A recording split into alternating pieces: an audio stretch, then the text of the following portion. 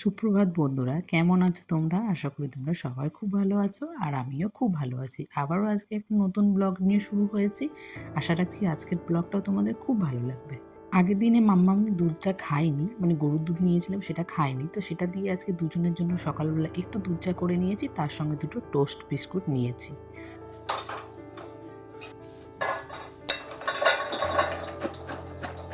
আগে যখন আমরা ছোটোবেলাতে সকালবেলা চা খেতে চাইতাম, তখন কিন্তু বাবা মা আমাদেরকে চা খেতে দিত না, কারণ সবসময় আমাদের মনের মধ্যে একটা ভয় থাকতো যে চা খেলে আমরা কালো হয়ে যাব। কারণটা কি বলতো? কারণ আমাদেরকে যেটা শেখায় ছোটো থেকে, আমরা তো সেটাই শিখে বড় হই, তাই না? তো ছোটো থেকে আমাদেরকে এটাই শেখানো হয়েছে যাতে আমরা চাটা না খাই। কিন্তু এখন বুঝতে পারি যে চা কেন খেতে বারণ করছে, সেই কারণটা।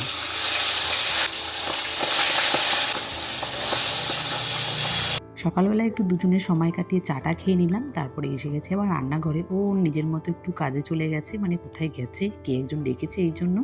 আর আমি এখানে রান্নাবান্নাটা শুরু করে দিয়েছি, যেহেতু ও খাওয়া দাওয়া করে আবার অফিস যাবে, আবার খাবে সকালবেলাটা, এই জন্য তাড়াহুড়ো করে সকালটা একটু বলতে পারো কাটে।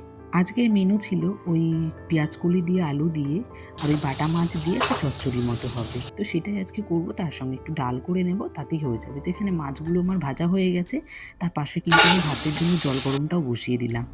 আর রান্না বসিয়ে যদি আমরা কাটাকুটিটা করি না, তাহলে একটু দেরি হয়ে যায়। তো প্রত্যেক দিন আমার তাই হয়, কারণ আমি আগের দিনে কেটে রাখতে পারি না, সময় হয় না।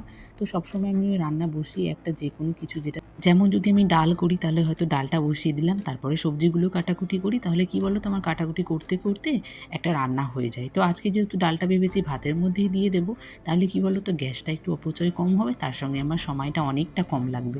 যেহেতু পেঁয়াজকলি দেবো, তাই ভেবেছিলাম যে আজকে একটু পেঁয়াজ দেবো না, তার সঙ্গে ভাবলাম যে কোনোদিন আমি করিনি, আদৌ ভালো লাগবে কিনা আমি জানি না, তার সঙ্গে কিন্তু আমি দুটো পেঁয়াজও দিয়ে দিয়েছি। আর এখন তো হচ্ছে শীতকাল, শীতকালে তো সবসময় আমরা ধনেপাতা সব তরকারিতেই ব্যবহার করে থাকি, আর ধনেপাতার সেন্টটা জাস্ট ওয়াও লাগে। তো এখানে কিছু লঙ্কা ছিল, লঙ্কাগুলো কুচিয়ে নিলাম, তার সঙ্গে একটা টমেটো আর ধনেপাতা কেটে নিলাম। আর ওইদিকে আমার পেঁয়াজকলি আলুটা ভাজা হয়ে গেলেই তারপরে আমি টমেটোটা দিয়ে দেবো। ওই সিম্পল রান্না, তোমরা হয়তো সবাই জানো সেটা। আর আজকে একটু মুসুরির ডাল করবো, যে আগেই বললাম, তো মুসুরির ডালটা একটু ভাতের মধ্যে দিয়ে দেবো, তাহলে গ্যাসটাও কম পড়বে আর আমার সময়টা অনেকটাই বেঁচে যাবে। তো বুদ্ধি করে একটু সকালবেলাটা বলতে পারো কাজগুলো করতে হয়, নাহলে অনেকটা তাড়াহুড়ো হয়ে যায় মাম্মামকে নিয়ে। আর এখন তো মাম্মাম একটু সকালবেলা স্কুলে যায়, তারপরেও আমি ভাবি যে মাম্মাম স্কুল থেকে আসার আগে যেন আমি সব কাজগুলো কমপ্লিট করে নিতে পারি, তাহলে কি বলো তো, মাম্মামকে এসে তো আবার একটু ধরতে হয়, তাকে আবার নিতে হয়। এবার স্কুল থেকে আসার পরে আমি ওকে জিজ্ঞেস করি যে আন্টি কী পড়িয়েছি, কী বলেছে, কিন্তু প্রত্যেক দিনই ও আন্টি ওকে যেটা শেখায় নতুন নতুন, ও কিন্তু সেটা এসেই বলে।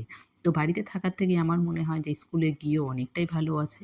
তোমাদের সাথে গল্প করতে করতে দেখো আমার একটা তরকারি কিন্তু রেডি হয়ে গেছে, তার সঙ্গে শেষের বেলাতে ধনেপাতা, ধনেপাতা দিয়েই তো আমাদের তরকারিটা এখনকার দিনে আপাতত সবার বাড়িতেই সব তরকারির শেষেই কিন্তু ধনেপাতাটা দেওয়া হয়। আর এই যে আমি ভাতের মধ্যে যে ডালটা দিয়েছিলাম, সেই ডালটা দেখো কি সুন্দর ভালো সেদ্ধ হয়ে গেছে না।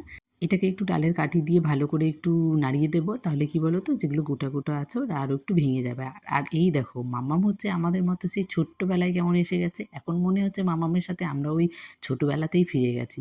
কেন বললো তো, আমরাও এরকম করতাম, একটা কাগজের নৌকো বানিয়ে। পুতুলকে কি করবা তুমি? জলে ছাপাচ করে এভাবে নামিয়ে পুরো দেব। তাই, ঠিক আছে। দাও দাও। কি দেবো? পুতুল। কি দেবো? পুতুল। পুতুল নিয়ে কি করবা তুমি? খেলা করবো। খেলা করবে? এখানে জল নিয়ে খেলা করে না, ঠান্ডা লেগে যাবে। না দাও। না না দাও না। না না বলছি দাও। না বলছি। না দাও না। না বলছি। না দাও। নৌকা দাঁড়াও দাঁড়াও আমি যাবো।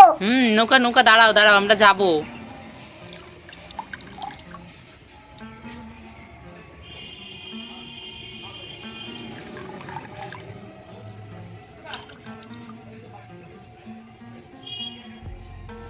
নৌকা।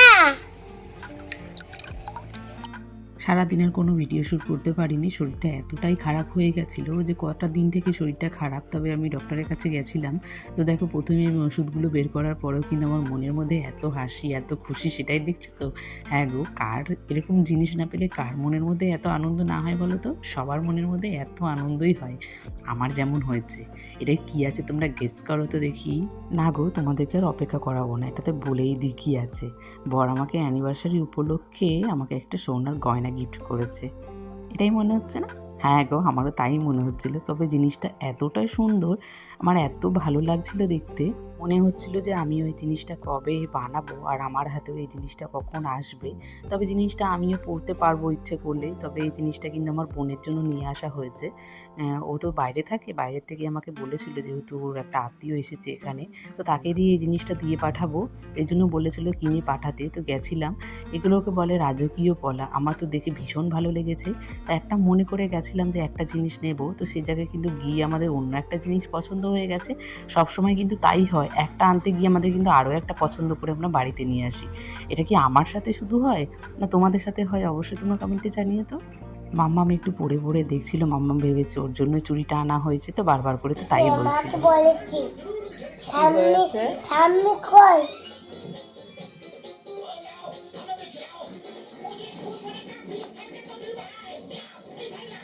তাই তুমি দেখাও।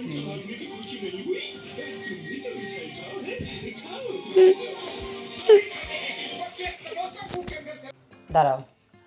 তো এখন আমাদের ঘুমানোর সময় হয়ে গেছে, মামামকে খাওয়ানো হয়ে গেছে, আমরা এখনও ঘুমাইনি। মামামকে খাইয়ে ঘুম পাড়িয়ে দেবো, তারপর আমি খাবো। তার আগে যে মামামের যে আঙুলটা আছে ওই লেপের মধ্যে কিংবা মশারিতে লেগে আরও বেশি হয়ে যাচ্ছে, তাই একটা এই যে কাঁচা ভালো একটা কাপড় দিয়ে ওর মধ্যে একটু সুথল দিয়ে এটাকে আগে বেঁধে দেবো, নাহলে নখটা আরও বেশি দেখছি মানে রক্ত বেরিয়ে যাচ্ছে। আর মামাম ভীষণ কান্নাকাটি করছিল প্রথম দিন, তো বাঁধতেও দিচ্ছিল না। যখন দেখেছে ওর বেঁধে ভালো লাগছে তখন ও এখন নিজের থেকেই বলে বেঁধে দেওয়ার কথা।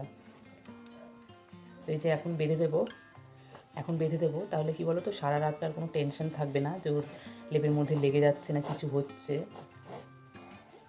তো মাম্মাম এখন একটু তোমাদেরকে ঢং করে একটু কেঁদে কেঁদে দেখাচ্ছে, তাই না মাম্মাম? না গো, মাম্মামের সত্যি খুব মানে অল্পতে মাম্মাম একটু ভেঙে পড়ে না। দাঁড়াও বাবা।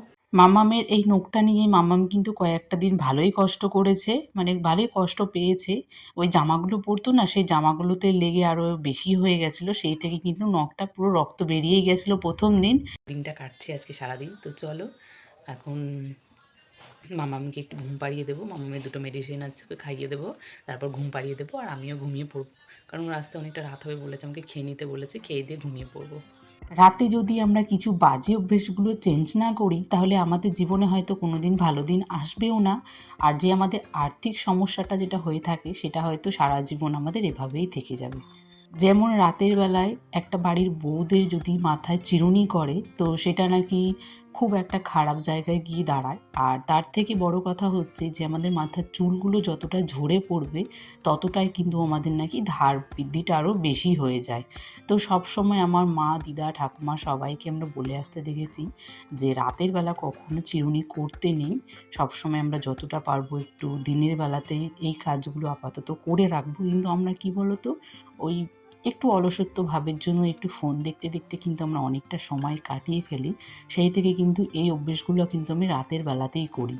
আমি খুব একটা করি না, কারণ এটা আমার মাথায় সবসময় থাকে যে রাতের বেলায় চিরুনি করলে আমার মাথা থেকে তো চুল ঝরবেই। সেই চুল থেকে যদি আমার দিক দিয়ে যদি সংসারের কোনো ক্ষতি হয়, আমি সেটা কখনোই চাই না।